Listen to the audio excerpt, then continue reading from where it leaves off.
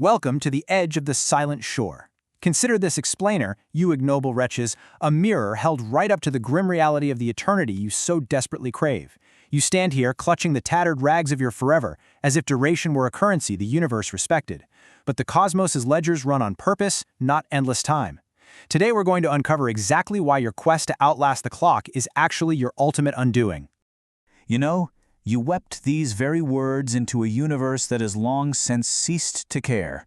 We built kingdoms of glass, believing that to preserve a thing forever was to give it ultimate worth. Well, what exactly is a glass kingdom if not a fragile, transparent cage? You sought to freeze existence, believing that endless preservation somehow bestowed magical worth, but instead you stripped existence of the very vitality that made it worth preserving in the first place. Section 1. The Boundless Theater of Time. Welcome to the Silent Shore. Let's just observe the horrifying stasis you've inherited by discarding the ultimate mercy of a conclusion. You really thought yourselves conquerors of time, but look at the kingdom you've truly inherited. Behold, the pathetic nature of souls reaped not from a vibrant life, but from a terrifying suspension of meaning. You're wandering this boundless theater, holding on to the literal tattered rags of forever. You fought tooth and nail to evade the scythe, right? But you were completely oblivious to the fact that a story without a final page, well, it isn't a story at all. It's merely a run-on sentence echoing out into the void. It's like you swallowed a bitter poison, mistaking the endless accumulation of time for actual triumph. You were after Aeon, that bloated, unending duration of the gods. But here's the catch. Applying that divine infinitude to a mortal condition stretches a human soul until it literally tears. You treated time as a commodity to hoard, completely blind to the fact that without an ending, time just becomes a hollow vessel. Section 2. Telos versus eternal duration, the fatal error of the immortals. Let's look at the mathematical miscalculation of the human soul. Think about the absolute contrast between these two philosophies. On one hand, you have Aeon, offering duration without bounds, which leads directly to a total bankruptcy of spirit. But then you have Telos, that ancient concept of a final, ultimate purpose. That's the thing that actually grants a story its structural integrity. You discarded Telos for Aeon, finding out entirely too late that possessing all of time means inheriting absolutely nothing. So, this brings us to a stark, unyielding truth. Duration is not the same as value. Outlasting the final stop? That isn't a victory. It's honestly just an invitation for unrelenting stagnation. You kind of believed that if a moment was good, a million identical moments would be a million times better, didn't you? But endless repetition doesn't multiply value. It completely destroys it. Section 3. The Solvent of Infinity, bleaching the color from existence. By refusing the scythe, you introduced a toxic chemical into the very fabric of your reality.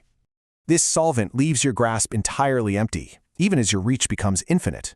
You see, infinity acts as a chemical agent that bleaches the color out of every joy and every single grief. When a profound loss or a towering triumph can be repeated forever, over millions of lifetimes, it loses its texture. It just becomes another gray drop in an endless gray ocean. You have essentially condemned yourselves to a Nietzschean nightmare, an eternal recurrence without any meaning. You're bound to this Sisyphean treadmill of ceaseless, marching seasons. Day 1 starts with a hollow dawn. By year 1000, unrelenting stagnation sets in. Millennium 10,000 hits, and you're just watching the exact same empires crumble into the exact same dust. And at Eon Infinity, you're right back to a hollow dawn, watching the cycle repeat until your tragedy is a complete mockery of itself. I watch you endure these thousands of lives as beggars of time, suffering under all the symptoms of this ignoble rot. You awaken to that hollow dawn every single day, your perpetual strangers to rest.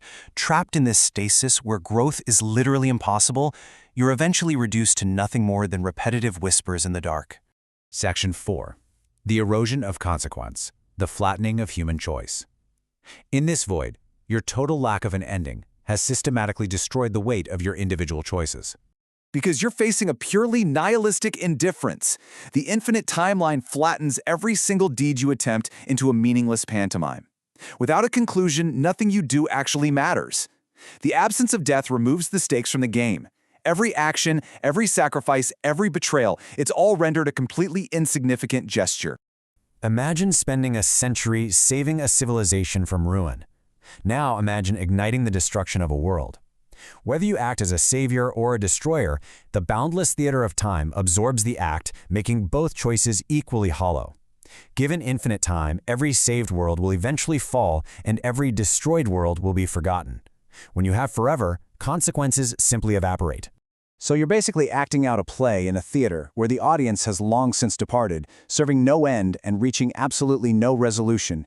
You're just ghosts performing roles in a cyclical abyss. Sure, you go through the motions of heroism or villainy, but the lack of a final curtain call completely ruins the entire performance. Section 5. Mercy of the final stop, yielding the finite gift. Finally, your weeping turns to pleading, as you beg for the very thing you spent your mortal lives trying so hard to escape. Here is the grand irony, the final brushstroke. Death is the true provider of value. You realize far too late that I am not a thief, but the ultimate provider of meaning, delivering the only boundary that gives a story its shape. By applying that final brushstroke, a life is allowed to maintain its structural integrity. Think about it. The frame is what actually makes the painting beautiful. I now prepare my scythe to grant you the only mercy you have ever earned, ending the mockery of your ignoble rot. Be still in the silence of eternity. It's the only cure for the unending noise of an infinite, purposeless existence and the final release from the crushing weight of boundless time. So, before this final brushstroke falls, consider this explainer your ultimate revelation. Without the scythe waiting in the dark, does your life have any value at all? If you had forever, what would your choices truly mean? Think about the finite gift you've been given, and understand how the boundary of your own mortality is what actually gives your existence its vibrant color. Until next time, embrace the finality of your brushstrokes.